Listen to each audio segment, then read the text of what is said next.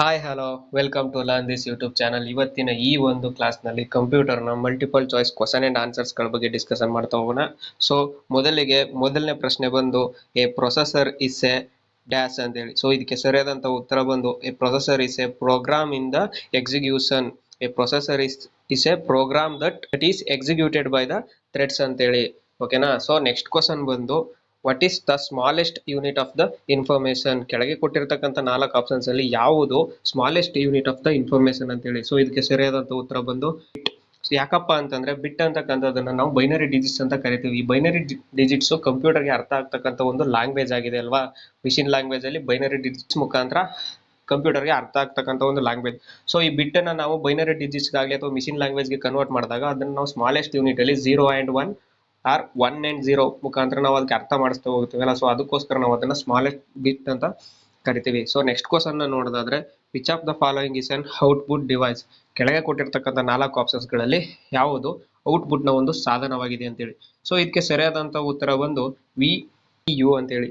VDU ಅಂತಂದ್ರೆ ಏನು? Visual display unit ಅಂತೇಳಿ. ಸೊ ಇದು ಒಂದು ಔಟ್ಪುಟ್ ನ ಸಾಧನವಾಗಿದೆ ಅಲ್ವಾ. ಟ್ಯೂಬ್ ಇಂದ ಇಮೇಜ್ ಅನ್ನ ಡಿಸ್ಪ್ಲೇ ಮಾಡ್ತಕ್ಕಂಥ ಒಂದು ಔಟ್ಪುಟ್ ನ ಸಾಧನವಾಗಿದೆ. ಮತ್ತೆ ಈ ಮೌಸ್, ಕೀಬೋರ್ಡ್ ಮತ್ತೆ ಈ ಲೈಟ್ ಪೆನ್ ಅಂತಕ್ಕಂಥದ್ದು 3 ಕೂಡ ಇನ್ಪುಟ್ ನ ಸಾಧನವಾಗಿದೆ. ಈ ಲೈಟ್ ಪೆನ್ ಅಂತಂದ್ರೆ ಇದಕ್ಕೆ ಇನ್ನೊಂದು ಹೆಸರು ಒಂದು ಆಂಡ್ರಾಯ್ಡ್ ಪೆನ್ ಅಂತಾನೂ ಕೂಡ ಇದನ್ನ ಕರೀತಾರೆ, ಅಥವಾ ಇದನ್ನ ನಾವು ಟಚ್ ಪ್ಯಾಡ್ ಪೆನ್ ಅಂತಾನೂ ಕೂಡ ಕರಿತೀವಿ. ಸೊ ನೆಕ್ಸ್ಟ್ ಕ್ವಶನ್ ನೋಡೋದಾದ್ರೆ which of the following is the of the note pad. Note pad ಅಂತಕ್ಕಂಥದ್ದನ್ನ ಎಕ್ಸ್ಟೆನ್ಷನ್ ಫಾರ್ಮೇಟ್ ಯಾವುದು ಅಂತ ಕೇಳಿದ್ದಾನೆ ಕ್ವಶನ್ ಅಲ್ಲಿ. ಸೊ ಆಪ್ಷನ್ಸ್ ಅಲ್ಲಿ ನೋಡೋದಾದ್ರೆ ಇದಕ್ಕೆ ಸರಿಯಾದಂತ ಉತ್ತರ ಬಂದು TXT ಅಲ್ವಾ. ಈ TXT ಅಂತಕ್ಕಂಥದ್ದನ್ನ ನೋಟ್ ಪ್ಯಾಡ್ ನ ಒಂದು ಫಾರ್ಮೇಟ್ ನ ಎಕ್ಸ್ಟೆನ್ಸ್ ಆಗಿದೆ. ಮತ್ತೆ ಈ ಅಂತಕ್ಕಂಥದ್ದು ಎಕ್ಸೆಲ್, ಮೈಕ್ರೋಸಾಫ್ಟ್ ಎಕ್ಸೆಲ್ ನದ ಒಂದು. ಮತ್ತೆ ಈ PPT ಅಂತಕ್ಕಂಥದ್ದು ಪವರ್ ಪಾಯಿಂಟ್ ಪ್ರೆಸೆಂಟೇಷನ್ ಒಂದು ಎಕ್ಸೆಲ್. BMP ಅಂತಂದ್ರೆ ಬಿಟ್ ಮ್ಯಾಪ್ ಅಂತೇಳಿ, ಇದು ಕೂಡ ಒಂದು ಮ್ಯಾಪ್ ಅಂತ ಒಂದು ಆಗಿದೆ. ಸೊ ನೆಕ್ಸ್ಟ್ ಕ್ವಶನ್ ನೋಡೋದಾದ್ರೆ BIOS ಅಂತಂದ್ರೆ ಏನು? BIOS ಅಂತಂದ್ರೆ ಬೇಸಿಕ್ ಇನ್ಪುಟ್ ಔಟ್ಪುಟ್ ಸಿಸ್ಟಮ್ ಅಂತೇಳಿ.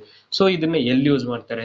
ಇದನ್ನ ಆಬ್ವಿಯಸ್ಲಿ ಯೂಸ್ ಮಾಡೋದು ಬಂದು ಆಪರೇಟಿಂಗ್ ಸಿಸ್ಟಮ್ಸ್ ಅಲ್ಲೇನೆ ಯೂಸ್ ಮಾಡೋದು. ಏನಕ್ಕಪ್ಪ ಆಪರೇಟಿಂಗ್ ಸಿಸ್ಟಮ್ಸ್ ಅಲ್ಲಿ BIOS ನ ಯೂಸ್ ಮಾಡ್ತಾರೆ ಅಂತಂದ್ರೆ ಇದು ಅಲ್ಲ, ಫ್ಲಾಫಿ ಡಿಸ್ಕ್ ಆಗಿರ್ಬೋದು ಅಥವಾ CPU, ಮೆಮೊರಿ, ಮದರ್ ಬೋರ್ಡ್ ಈ ತರ ಹಾರ್ಡ್ ಡಿಸ್ಕ್ ಗಳನ್ನ ಕಾಯ್ಕೊಂಡು ಆಪರೇಟಿಂಗ್ ಸಿಸ್ಟಮ್ ನ ಆಪರೇಟ್ ಮಾಡ್ತಕ್ಕಂಥದಕ್ಕೋಸ್ಕರ ನಾವು BIOS ನ ಯೂಸ್ ಮಾಡ್ತೀವಿ. ಅದನ್ನ ಬೇಸಿಕ್ ಇನ್ಪುಟ್ ಔಟ್ಪುಟ್ ಸಿಸ್ಟಮ್ ಅಂತ ನಾವು ಕರಿತೀವಿ ಅಲ್ವಾ. The central process unit is located in. Central process unit ಅಂತ ಶಾರ್ಟ್ ಫಾರ್ಮ್ ಅಲ್ಲಿ ಏನಂತ ಕರಿತೀವಿ? CPU ಎಲ್ಲಿ ಲೊಕೇಟ್ ಆಗಿರುತ್ತೆ ಅಂತಂದ್ರೆ ಸಿಸ್ಟಮ್ ಯೂನಿಟ್ ಅಲ್ಲಿ ಲೊಕೇಟ್ ಆಗಿರುತ್ತೆ ಅಲ್ವಾ. CPU ಅಂತಂದ್ರೆ CPU ಅಲ್ಲಿ ಏನೇನ್ ಬರುತ್ತೆ? ರ್ಯಾಮ್ ಆಗಿರ್ಬೋದು, ಹಾರ್ಡ್ವೇರ್ ಆಗಿರ್ಬೋದು, ಪವರ್ ಸಪ್ಲೈ ಆಗಿರ್ಬೋದು, ಫ್ಯಾನ್ ಅಥವಾ ಪ್ರೊಸೆಸರ್, ಆಪ್ಟಿಕಲ್ ಡ್ರೈವ್ಸ್ ಇರುತ್ತಲ್ಲ, ಎಂಟೈರ್ ಈ ಸಾಮ್ರಾಜ್ಯನ ನಾವು CPU ಅಂತ ಕರಿತೀವಿ. ಇದು ಎಲ್ಲಿ ಇರುತ್ತೆ ಅಂತಂದ್ರೆ ಅದು ಸಿಸ್ಟಮ್ ಯೂನಿಟ್ ನಲ್ಲಿ ಲೊಕೇಟೆಡ್ ಆಗಿರುತ್ತೆ. Which of the following is equal to gigabyte. Gigabyte ನ ಶಾರ್ಟ್ ಅಂಡ್ ಸ್ವೀಟ್ ಆಗಿ ಏನಂತ ಕರೀತಾರೆ? GB ಅಂತ ಕರೀತಾರೆ. ಈ GB ಯಾವುದಕ್ಕಪ್ಪ ಈಕ್ವಲ್ ಆಗಿದೆ ಅಂತಂದ್ರೆ ಯಾವುದೇ ಒಂದು MB ಆಗಿರ್ಬೋದು, KB ಆಗಿರ್ಬೋದು, GB ಆಗಿರ್ಬೋದು, ಇದೆಲ್ಲ ಬರಬೇಕು ಅಂತಂದ್ರೆ ನಮಗೆ 1024 ಅಂತಕ್ಕಂಥ ಒಂದು ನಂಬರ್ ಬೇಕು. ಈ 1024 KB ಇಂದ MB ಆಗುತ್ತೆ. 1024 KB ಈಕ್ವಲ್ ಟು 1 MB. ಈ 1024 1 MB ಇದೆಯಲ್ಲ ನೋಡಿ, 1024 1 MB ಇದೆಯಲ್ಲ, ಇದು 1 GB ಗೆ ಸಮ. ಈ 1 GB 1024 GB 1 TB ಗೆ ಸಮ. ಸೊ ಈ ತರ ಎಕ್ಸ್ಟೆನ್ಷನ್ ಆಗ್ತಾ ಹೋಗುತ್ತೆ. ಸೊ ಇದನ್ನ ನಾವು ಕಂಪ್ಲೀಟ್ ಆಗಿ ಮೆಮೊರಿ ಕಾನ್ಸೆಪ್ಟ್ ನಲ್ಲಿ ಇದ್ರ ಬಗ್ಗೆ ನಾವು ತಿಳ್ಕೊತಾ ಹೋಗೋಣ. Right. What kind of language can computer understand. Computer ಅರ್ಥ ಆಗ್ತಕ್ಕಂಥ ಲ್ಯಾಂಗ್ವೇಜ್ ಬಂದು ಒಂದೇ ಲ್ಯಾಂಗ್ವೇಜ್. ಯಾವ ಲ್ಯಾಂಗ್ವೇಜ್ ಅಂತಂದ್ರೆ ಅದನ್ನ ನಾನ್ಬಿಟ್ಟು ಪ್ರೋಗ್ರಾಮಿಂಗ್ ಲ್ಯಾಂಗ್ವೇಜ್ ಅಥವಾ ಅದನ್ನ ಮಿಷಿನ್ ಲ್ಯಾಂಗ್ವೇಜ್ ಅಂತ ಕರಿತೀವಿ ಅಲ್ವಾ. ಈ ಮಿಷಿನ್ ಲ್ಯಾಂಗ್ವೇಜ್ ಅಂತಂದ್ರೆ ಇದು ಲೋ ಲೆವೆಲ್ ಬರ್ತಕ್ಕಂಥ ಲ್ಯಾಂಗ್ವೇಜ್ ಆಗಿದೆ. ಆದ್ರೆ ಈ ಅಸೆಂಬ್ಲಿ ಲ್ಯಾಂಗ್ವೇಜ್ ಅಂತಕ್ಕಂಥದ್ದು ಮಿಷಿನ್ ಲ್ಯಾಂಗ್ವೇಜಿನ ಮೇಲೆ ಇರ್ತಕ್ಕಂಥ ಒಂದು ಲ್ಯಾಂಗ್ವೇಜ್ ಆಗಿದೆ, ಅಸೆಂಬ್ಲಿ ಲ್ಯಾಂಗ್ವೇಜ್. ಸೊ ಆಪ್ಷನ್ ಅಲ್ಲಿ ಏನಾದ್ರು ಮಿಷಿನ್ ಲ್ಯಾಂಗ್ವೇಜ್ ಅಂತ ಕೊಟ್ಟಿದ್ರೆ ನಾವು ಮಿಷಿನ್ ಲ್ಯಾಂಗ್ವೇಜ್ ಅನ್ನೇ ಚೂಸ್ ಮಾಡಬೇಕಾಗುತ್ತೆ. ಆದ್ರೆ ಇಲ್ಲಿ ಈ ಕೊಟ್ಟಿರ್ತಕ್ಕಂಥ 4 ಆಪ್ಷನ್ಸ್ ಅಲ್ಲಿ ಹೈ ಲೆವೆಲ್ ಲ್ಯಾಂಗ್ವೇಜ್ ಕೊಟ್ಟಿದ್ದೇನೆ, ಬಟ್ ಅದನ್ನ ಬಿಟ್ರೆ ಅಸೆಂಬ್ಲಿ ಲ್ಯಾಂಗ್ವೇಜ್ ಇದಕ್ಕೆ ಸರಿಯಾದಂತ ಉತ್ತರ. ಇನ್ ಕೇಸ್ ಹೈ ಲೆವೆಲ್ ಕೊಟ್ಟು ಅಸೆಂಬ್ಲಿ ಲ್ಯಾಂಗ್ವೇಜ್ ಕೊಟ್ಟು ಇಲ್ಲಿ ಮಿಷಿನ್ ಲೆವೆಲ್ ಲ್ಯಾಂಗ್ವೇಜ್ ಕೊಟ್ಟಿದ್ರೆ ನಾವು ಮಿಷಿನ್ ಲೆವೆಲ್ ಲ್ಯಾಂಗ್ವೇಜ್ ನ ಚೂಸ್ ಮಾಡಬೇಕಾಗುತ್ತೆ. Right. What is the full form of DRAM? DRAM ಬಗ್ಗೆ ಫುಲ್ ಫಾರ್ಮ್ ಏನು ಅಂತ. ಸೊ ಇದಕ್ಕೆ ಸರಿಯಾದಂತ ಉತ್ತರ ಬಂದು ಡೈನಮಿಕ್ ರ್ಯಾಂಡಮ್ ಆಕ್ಸೆಸ್ ಮೆಮೊರಿ ಅಂತೇಳಿ. ಇದ್ರ ಬಗ್ಗೆ ಕಂಪ್ಲೀಟ್ ಮಾಹಿತಿನ ನಾನು ಕಾನ್ಸೆಪ್ಟ್ ಅಂತಕ್ಕಂಥ ಒಂದು ಕ್ಲಾಸ್ ಮಾಡ್ತೀನಿ. ಸೊ ಆ ಕ್ಲಾಸ್ ನಲ್ಲಿ ನಾನು ಇದ್ರ ಬಗ್ಗೆ ನಿಮಗೆ ಹೆಚ್ಚಿನ ಮಾಹಿತಿನ ತಿಳಿಸ್ತಾ ಹೋಗ್ತೀನಿ. ಯಾಕಪ್ಪ ಅಂದ್ರೆ ಮೆಮೊರಿ ಕಾನ್ಸೆಪ್ಟ್ ಅಂತ ಅಥವಾ ಮೆಮೊರಿ ಕಾನ್ಸೆಪ್ಟ್ ಬಗ್ಗೆ ನಾವು ತಿಳ್ಕೊತಾ ಹೋದಾಗ ಅದರಲ್ಲಿ ನಮಗೆ ರ್ಯಾಮ್ ಆಗಿರ್ಬೋದು, ರೋಮ್ ಆಗಿರ್ಬೋದು, ರೋಮಲ್ಲಿ ಯಾವ ಥರ ಟೈಪ್ ಬರುತ್ತೆ, ರ್ಯಾಮಲ್ಲಿ ಯಾವ ಥರ ಟೈಪ್ ಬರುತ್ತೆ, ಇದೆಲ್ಲ ಇದು ಕಂಪ್ಯೂಟರ್ ಆಗಿರ್ಬೋದು ಅಥವಾ ಹಾರ್ಡ್ವೇರ್ ಈ ಪ್ರೊಸೆಸರ್ಗಳಿಗೆ ಇದು ಏನು ಹೆಲ್ಪ್ ಮಾಡುತ್ತೆ ಅಂತ ನಾವು ಆ ಒಂದು ವಿಡಿಯೋದಲ್ಲಿ ನೋಡ್ತಾ ಹೋಗೋಣ. Right, following is not consider hardware. ನೋಡಿ, ಕೆಳಗೆ ಕೊಟ್ಟಿರ್ತಕ್ಕಂಥ 4 ಆಪ್ಷನ್ಸ್ ಅಲ್ಲಿ ಯಾವುದು ಹಾರ್ಡ್ವೇರ್ನ ಕನ್ಸಿಡರ್ ಮಾಡೋಕ್ಕಾಗಲ್ಲ ಅಂತೇಳಿ. ಸೊ ಇದಕ್ಕೆ ಸರಿಯಾದಂಥ ಉತ್ತರ ಬಂದು ಆಪರೇಟಿಂಗ್ ಸಿಸ್ಟಮ್ ಅಂತೇಳಿ. ಹೌದು, ಆಪರೇಟಿಂಗ್ ಸಿಸ್ಟಮ್ ಅಂತಕ್ಕಂಥದ್ದು ಒಂದು ಸಾಫ್ಟ್ವೇರ್ ಆಗಿದೆ ಅಲ್ವಾ. ನೀವು ಇನ್ನೂ ನಾನು ಸಾಫ್ಟ್ವೇರ್ ಕಾನ್ಸೆಪ್ಟ್ ಒಂದು ಕ್ಲಾಸ್ ಮಾಡಿ ಯೂಟ್ಯೂಬಲ್ಲಿ ಹಾಕಿದ್ದೀನಿ.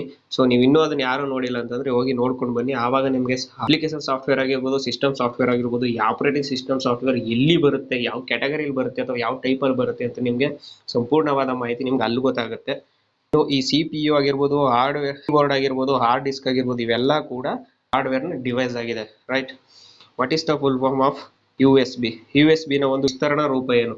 ಈ USB ನ ಫುಲ್ ಫಾರ್ಮ್ ನಾವು ಏನಂತ ಕರಿತೀವಿ ಅಂತಂದ್ರೆ ಯೂನಿವರ್ಸಲ್ ಸೀರಿಯಲ್ ಬಸ್ ಅಂತೇಳಿ. ಈ USB ನ ನಾವು ಎಲ್ಲೆಲ್ಲಿ ಯೂಸ್ ಮಾಡ್ತೀವಿ? ಇದು ಆಲ್ಮೋಸ್ಟ್ ನಿಮ್ಗೆಲ್ಲ ಒಂದು ಐಡಿಯಾ ಇರುತ್ತೆ. ಸೊ ನಾವು ಅದನ್ನ ಎಲ್ಲೆಲ್ಲಿ ಯೂಸ್ ಮಾಡ್ತೀವಿ ಅಂತ ನೀವು ಕಮೆಂಟ್ ಮುಖಾಂತರ ತಿಳಿಸಿ. Which of the following is an example of the browser software? ಒಂದು ನಾವು ಇಂಟರ್ನೆಟ್ ಮುಖಾಂತರ ನಾವೇನಾದ್ರೂ ನಮ್ಗೆ ಏನಾದ್ರೂ ಮಾಹಿತಿ ಬೇಕು ಅಂದ್ರೆ ನಾವು ಅದನ್ನ ಇಂಟರ್ನೆಟ್ ಮುಖಾಂತರ ನಾವು ಅದನ್ನ ಬ್ರೌಸ್ ಮಾಡ್ತೀವಲ್ಲ, ಅದನ್ನ ಯಾವುದು ಸಾಫ್ಟ್ವೇರ್? ಆ ಬ್ರೌಸರ್ ಸಾಫ್ಟ್ವೇರ್ ಕೆಳಗೆ ಕೊಟ್ಟಿರ್ತಕ್ಕಂಥ 4 ಆಪ್ಷನ್ಸ್ ಅಲ್ಲಿ ಯಾವುದು ಅದು ಬ್ರೌಸರ್ ಸಾಫ್ಟ್ವೇರ್ ಅಂತೇಳಿ ಕ್ವಶನ್ ಕೇಳಿದ್ದಾನೆ. ಸೊ ಇದಕ್ಕೆ ಸರಿಯಾದಂಥ ಉತ್ತರ ಬಂದು ಇಂಟರ್ನೆಟ್ ಎಕ್ಸ್ಪ್ಲೋರರ್ ಅಂತೇಳಿ. ಇಂಟರ್ನೆಟ್ ಎಕ್ಸ್ಪ್ಲೋರರ್ ಆಗಿರ್ಬೋದು ಅಥವಾ ಕ್ರೋಮ್ ಆಗಿರ್ಬೋದು, ಮೈಕ್ರೋಸಾಫ್ಟ್ ಎಡ್ಜ್ ಆಗಿರ್ಬೋದು. ಸೊ ಈ ತರ ನಾನಾ ತರ ಎಕ್ಸಾಂಪಲ್ಸ್ಗಳು ಬರ್ತಾ ಹೋಗ್ತವೆ. ಸೊ ಈ ಬ್ರೌಸರ್ ಸಾಫ್ಟ್ವೇರ್ಗಳನ್ನು ನಾನು ಒಂದು ಲಿಸ್ಟ್ ಮಾಡಿ ನನ್ನ ಇನ್ಸ್ಟಾಗ್ರಾಮ್ ಪೇಜಲ್ಲಿ ಹಾಕಿದ್ದೀನಿ. ನೀವೇನಾದ್ರೂ ಇನ್ನೂ ಹೋಗಿ ಚೆಕ್ ಮಾಡಿಲ್ಲ ಅಂದ್ರೆ ಇನ್ಸ್ಟಾಗ್ರಾಮ್ ಪೇಜಲ್ಲಿ ನಿಮ್ಗೆ ಅದು ಸಂಪೂರ್ಣವಾದ ಮಾಹಿತಿ ಸಿಗುತ್ತೆ. ನೀವು ಅಲ್ಲಿ ಚೆಕ್ ಮಾಡಿ ಅಂತ ಹೇಳ್ತಾ ಇವತ್ತಿನ ಈ ಕ್ಲಾಸ್ನ ನಾನು ಇಲ್ಲಿ ಮುಗಿಸ್ತಾ ಇದ್ದೀನಿ. ಚಾನಲ್ಗೆ ಸಬ್ಸ್ಕ್ರೈಬ್ ಆಗಿಲ್ಲ ಅಂತಂದ್ರೆ ಚಾನಲ್ನ ಸಬ್ಸ್ಕ್ರೈಬ್ ಮಾಡಿ ಹಾಗೂ ವಿಡಿಯೋನ ಒಂದು ಲೈಕ್ ಮಾಡಿ, ನಿಮ್ಮ ಸ್ನೇಹಿತರು ಕೂಡ ವಿಡಿಯೋನ ಶೇರ್ ಮಾಡಿ ಅಂತ ಹೇಳ್ತಾ ಇವತ್ತಿನ ಈ ಕ್ಲಾಸ್ನ ನಾನು ಇಲ್ಲಿ ಎಂಡ್ ಮಾಡ್ತಾ ಇದ್ದೀನಿ.